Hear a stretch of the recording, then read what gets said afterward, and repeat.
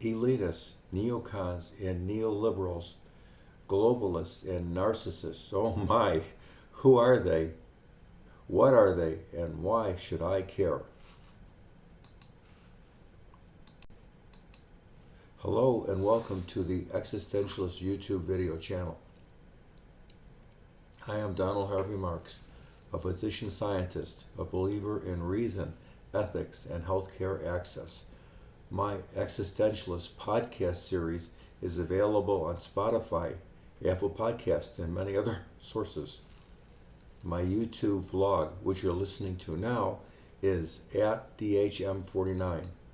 I invite you to visit my personal blog on www.dhmarks.blogspot.com, where you can find all of my writings, a list of books I am reading and have read recently and liked, a list of other blogs which I follow, and much more.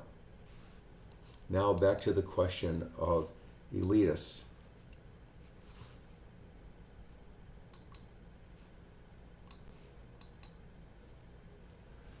Elitists, neoconservatives, neoliberals, and globalists are all political ideologies that hold distinct beliefs and values. Knowing the differences is essential to starting a thoughtful discussion. Elitists believe in the rule by an elite class of individuals who supposedly possess the knowledge and expertise to govern society. Elitists tend to favor a small, powerful government that is controlled by a small group of educated and wealthy individuals. Elitists often see themselves as the only ones capable of making the necessary decisions to run societies effectively.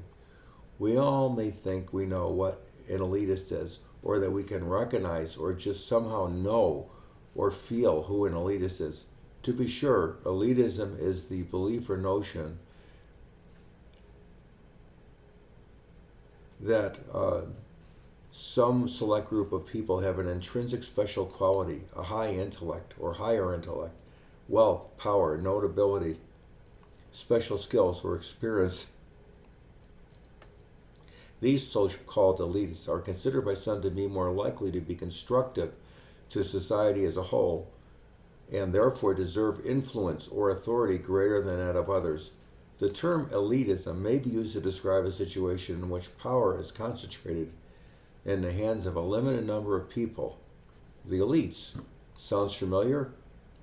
Beliefs that are in opposition to, contrary to, or in contrast with elitism include egalitarianism, anti-intellectualism, populism, and the popular political theory of pluralism. Following is my ever-growing list of specific elites and groups perceived to be elites. For a complete viewing of my list, please go to my blog site, www.dhmarks.blogspot.com, and you can find my ever-growing and changing list there. To start off alphabetically and just to list the first few, I'll include William F. Buckley, Michael Bloomberg, Hillary and Bill Clinton, Milton Friedman, Matt Gaetz from Congress, Alan Greenspan, Al Gore, John Kerry, and Henry Kissinger. And not to leave off Ayn Rand, Ronald Reagan, Mitt Romney, Margaret Thatcher, Mark Zuckerberg, and all the executives at Facebook, Meta, Google, and Yahoo. Also included are a fair list of celebrities and entrepreneurs. General elitists include any member of the Adam Smith Institute, the corporate elites, the oligarchs, the academic elites, medical opinion leaders, most members of Congress and the Supremes, all royalty, monarchs, and oligarchs, most members of organized religion, upper levels, including Joel Osteen, many A-level entertainers, all attendees of Met Galas. Let me know if I missed someone and you think should be on my list of elitists, or if you disagree. Inside my group of overall undesirables, in addition to the elitists, I add the group the Neocons. those titular conservatives who nevertheless believe in foreign intervention. Neoconservatives typically advocate the promotion of democracy and interventionism in international affairs. They are foreign policy hawks, including peace through strength, USA involvement in proxy wars, and are known for espousing disdain for communism and left political radicalism. In their actual policies, neoliberals focus on privatization of state enterprises, liberalization of trade, massive tax cuts, reduction of social services and welfare, anti-union drives, and generally the downsizing of government at all levels. The negative outcome of these destructive policies are evident. Neoconservatives, the neocons, are a political ideology that emerged in the United States in the 1970s. They are characterized by their support for strong national defense, interventionist foreign policies, and a commitment to America and American exceptionalism. Neoconservatives tend to be more hawkish on foreign policy and often advocate for increased military spending and intervention. I included a handy diagram of neocons from the Washington Post on my article, which you'll find on my blog spot. Prominent neocons include Elliot Abrams, Michael Bloomberg, Paul Bremer, James M. Buchanan, Robert O'Brien, Liz Cheney and Dick Cheney, Elliot Cohn, Michael Duberwitz, Eric Edelman, Milton Friedman, Alan Greenspan, Senator Lindsey Graham,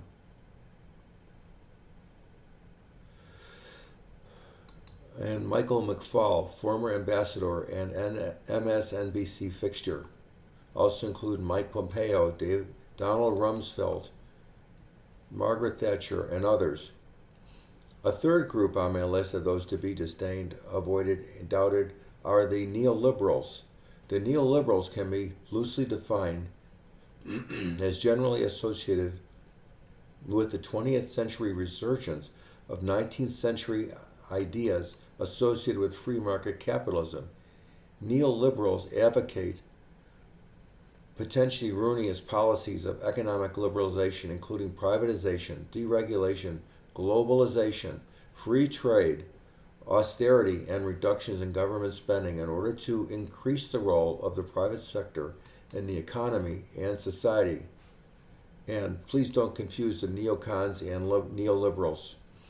Neoliberals emphasize economic liberalism, free market, and individual freedom. They believe in minimum government intervention in the economy and support the deregulation, privatization, and free trade.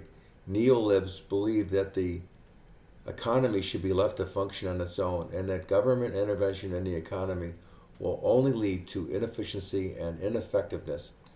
Prominent neolibs include Michael Bloomberg, James Buchanan, Bill Clinton, Al Gore, Alan Greenspan, Frederick Hayek, Milton Friedman, Margaret Thatcher, Ronald Reagan, any member of the Adam Smith Institute, and all followers of Ayn Rand. You may have noticed some overlaps between these generally undesirable groups. Yes, it is quite possible to be a neocon and a neolib at the same time, as you will see by a review of my lists above. Finally, this discussion would definitely not be complete without a mention of the globalists. They are generally disliked and often elitist individuals or groups that believe in the idea of a global community and the need for cooperation between nations to achieve common goals. They believe in the importance of international institutions and the need to promote global governance and cooperation. Globalists also tend to support free trade and the movement of people, goods, and ideas across borders, perhaps sometimes to the detriment of their own countries or for some greater picture. I am not at all an exclusionist, not an elitist. God forbid. So if you disagree with my list or want to add some, let me know. Let me finish by discussing another group, the narcissists, who are easily confused with and overlap with the elitists, but they are different in key ways. Narcissists and elitists, of course, at least superficially share some similarities, and that they both may have a high opinion of themselves and may be perceived as arrogant or entitled. Narcissism is officially recognized as a personality disorder, a mental health condition in which people have an unreasonably high sense of their own importance. They need and seek too much attention and want people to admire them. People with narcissistic personality disorder may lack the ability to understand or care about the feelings of others, but behind this mask of extreme confidence, they are not sure of their self-worth and are easily upset by the slightest criticism.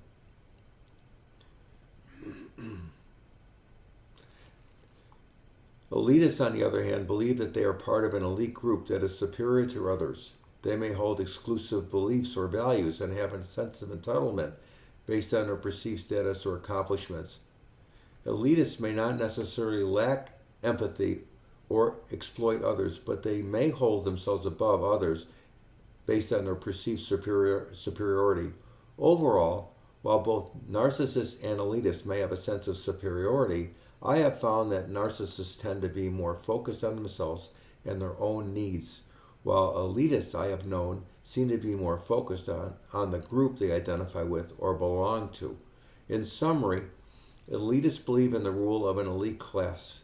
Neoconservatives believe in a strong national defense. Neoliberals believe in minimal government intervention in the economy. And globalists believe in the need for cooperation between nations to achieve a common goal, which is arguably a reasonable view, but they fail, in my opinion, by tending to favor a more generalized approach to mankind and its problems, rather than a nation-specific viewpoint, thereby creating the possibility of weakening their home base. Thank you for listening, and if you have any comments or feedback, I welcome them.